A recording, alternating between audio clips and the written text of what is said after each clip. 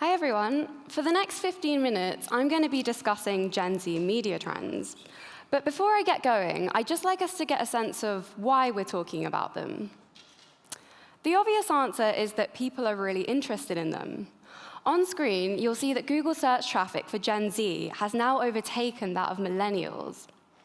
And as generational marketing has escalated, so has the amount of information that we have on each group. And it's got to the point where it's hard to know what's real and what isn't, which is what we're going to be untangling. Another reason why Gen Z are so important is that they're only going to represent an increasingly bigger share of consumers and the overall workforce over time, with many of them out there looking for jobs as we speak. So it's necessary to understand their behaviors and motivations in order to stay relevant and future-proof your organization. But here's the challenge. On top of the overwhelming amount of information that we have on Gen Z, they have a unique approach to using the internet and a strong online culture, which can make it tricky for businesses reaching out to them. Being connected through social media has allowed them to create much more of a shared group identity for themselves in a way that I or anyone older than me couldn't. As a result, we just need to be aware of how they want to be seen and spoken to online. So that's really what I'm going to be unwrapping. What's unique about this generation's online presence, and what should we keep in mind when addressing them? I'm Shauna, and I'm going to be using GWI data to answer these questions. For anyone who doesn't know us, GWI is an audience insights technology company. Our quantitative data measures people in 52 markets, and we have over 57,000 data points in our core survey alone, covering a range of different topics. And it's really because our data is so wide-ranging that I'm going to be providing a top-level view of Gen Z's media habits and preferences today. I'll be using a fair bit of global data, but I'm going to shine the spotlight on Europe and North America at various points. So I'm going to start by painting a picture of what an ordinary day in the life of a Gen Z looks like, as we need to understand them as consumers in order to understand them as job seekers. The way they consume media ultimately says a lot about how they might uncover and react to new job opportunities. On screen, you'll see the average amount of time Gen Z say they spend using each media channel on a typical day. Now, I know it looks like a lot, but we have to remember that Gen Z do many of these things simultaneously. So it's not surprising that the medium they say they engage with most is social media, as it's so easy to use your smartphone as a second screen when doing daily activities. And this is why most of the companies hitting it off with them are the ones with a well-thought-out social media strategy. But social media wasn't the only thing that caught our eye. They're the only generation to have music streaming second on their media consumption list. And they stood out most for saying that they listen in order to escape from reality, which is interesting because they report having much higher levels of anxiety than older groups. For them, media in general is often a form of release, and pitching it that way could add more meaning to a job ad. Clearly, TV is a big source of entertainment too, but it isn't what makes them distinct. They actually say they spend less time watching both broadcast and online TV than millennials. So when speaking about their media consumption habits, music streaming and social media are really their most noteworthy behaviors. And latching on to relevant trends in these spaces will definitely help you earn some Gen Z brownie points. So one thing most people are aware of by now is that media companies don't just compete with those in their industry for consumers' attention. On screen, you'll see some of the main apps Gen Z say they use monthly. And it's clear that Spotify is in competition with Netflix and TikTok as much as it is Apple Music and Audible. What this means is that it's much harder for any one app to steal the show. Media companies need to be thinking about what makes them unique and drill into that. They also need to reach consumers in a variety of ways and cater to different preferences. So a publishing company might create short-form content with a niche focus alongside digital articles to maximize the effect they're having. Still, when it comes to your marketing and recruitment efforts, you don't need to try and be everywhere at once. Social media engagement really took off between 2014 and 2017. But as you can see, this has now leveled off. Gen Z only have so many hours in a day, which is why online TV and music streaming have risen more slowly.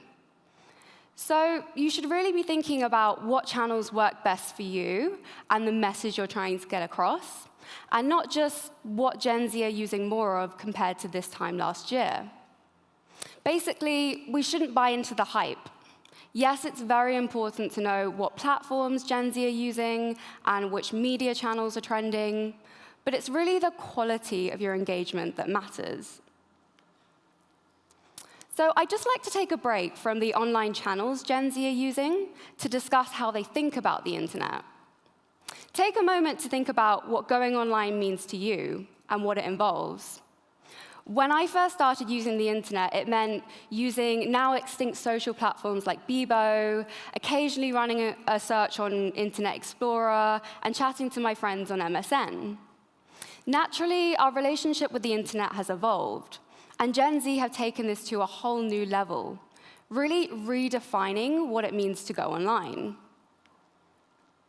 As a generation, they're aware that the internet can be addictive, and they want to use it to enhance their lives, rather than waste precious time, which again wasn't really something I needed to think about at their age.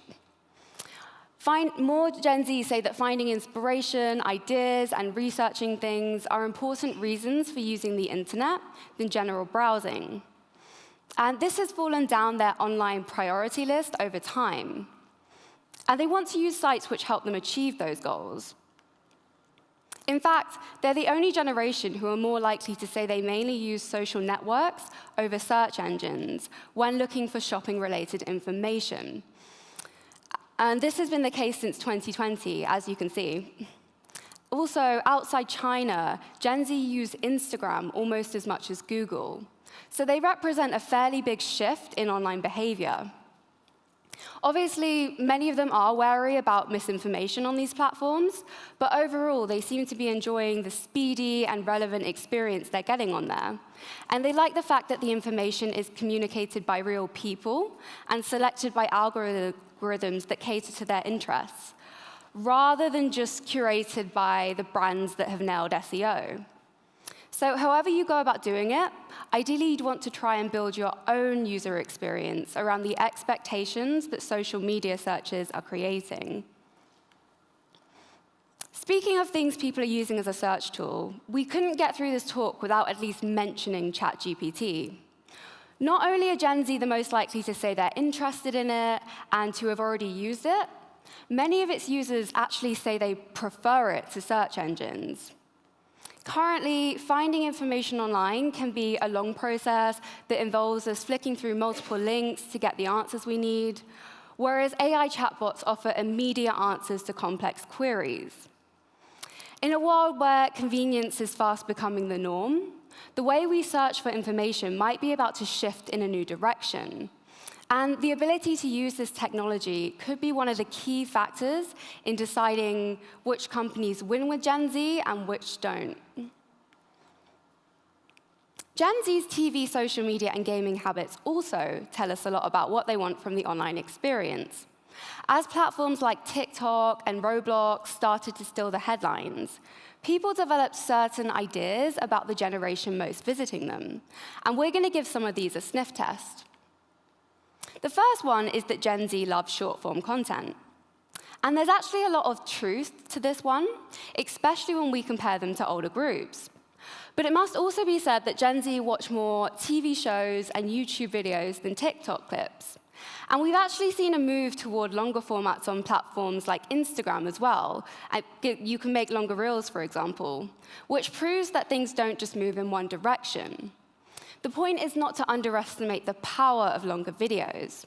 Yes, Gen Z stand out for saying they watch shorter ones, but certain topics call for more room to explore them.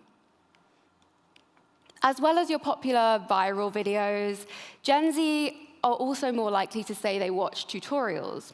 Many are students who describe themselves as ambitious, so it makes sense that they over-index for watching how-to and educational videos as well. Basically, if a video is engaging enough or goal-oriented, many Gen Zs will happily sit through it. And publishers pushing out videos might benefit from mixing up their content length, rather than trying to get all their information across in a short minute. The next idea people have about Gen Z is that they're big gamers. And again, while true, we do need to be specific about what we mean here, as millennial gamers are actually more likely to say they play at least 2 to 3 times a week. In this case, it's really why they play that sets them apart. Across the West, Gen Z are the most likely to say they're excited about the metaverse. And although the momentum behind this project has definitely died down, this speaks to their relationship with the sector.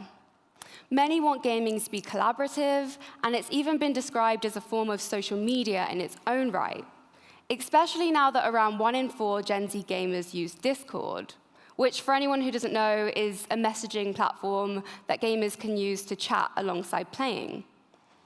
On the whole, playing is about more than passing the time for them. It's a chance to think critically, learn new skills, and team up with others, which is something companies creating their own games or interacting in these spaces should be aware of. And this leads me nicely onto the creation economy. Both social media and gaming platforms offer a way for new and burgeoning artists to get their work out there. And the number of Gen Z creating their own videos, selling their creations online, and contributing ideas to brands is relatively high. Gen Z authors are even publishing their own books using services like Amazon Kindle Direct Publishing. They really care about their personal brands, and many are keen to turn their passions into side hustles. And they support each other on their creator journeys as well. More Gen Z buy on Etsy, use paid-for creator websites, and listen to indie music, for example. It's all about democratizing these industries and helping everyone to get the recognition they deserve. And they'll appreciate brands who support, empower, and create opportunities for them along the way, whether that's by funding a competition or giving them a platform. So we've looked at where Gen Z's approach to using the internet stands out. And in this final section, we're going to look at the ways they're disrupting the publishing sector and pushing it forward, but also ways they're keeping more traditional forms of media alive.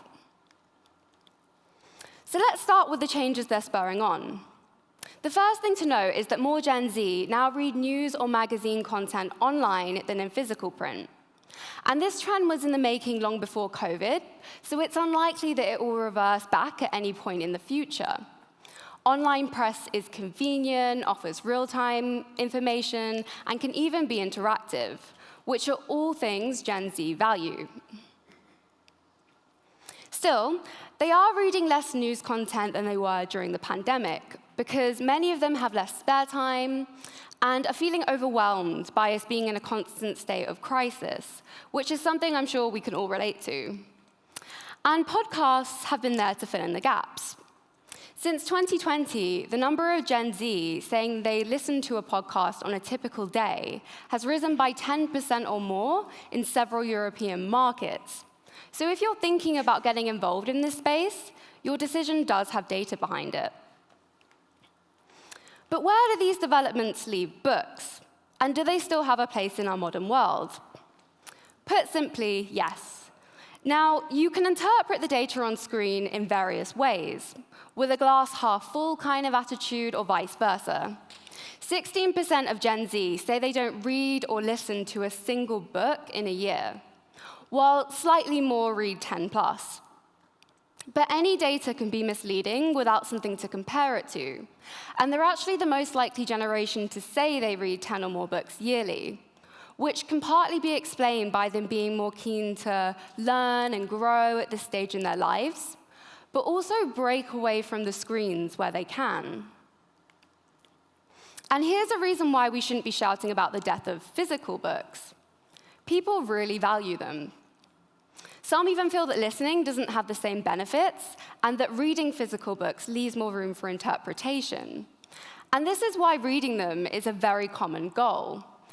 In fact, over 2 in 5 Gen Z who made a New Year's resolution this year said they plan to read more. And in the US, the number saying they're interested in books or literature has risen by a significant amount since 2020. So the sector is still very relevant, and the appetite is there even if free time isn't. Those working in the sector could benefit from checking out online spaces like #BookTalk to get a sense of the content Gen Z are loving and why. So I'm just going to leave you all with 3 key talking points, summing up the main things I've spoken about today. First up, I think it's easy to get sucked up in the hype around Gen Z, but it's important to know how many of them are actually behind each trend. The publishing sector is a modern industry, and while it's very beneficial to diversify your marketing mix, that doesn't mean embracing every new technology going, but rather using a combination that works for you. And it's also worth remembering that some so-called struggling formats, like long videos and physical books, are still very much in fashion. Second, it's important to know how and why Gen Z use the internet. They're a generation of researchers, which gives brands a big incentive to spend time crafting their online persona, especially on social networks, because they're the most likely generation to say they check out potential employers in this space. The last thing that's helpful to keep in mind when creating content and recruitment campaigns targeting Gen Z is what their media habits tell us about their job expectations. Many are online creators who really value their personal brands. They want to collaborate and be engaged from the get-go, which is something we should aim to get across and encourage. I'd just like to thank you all for sticking with me today. I hope it's answered some of the questions you had about this generation. And if anyone would like any more information, I'll be floating around today, or you're very welcome to message me using the email address on screen.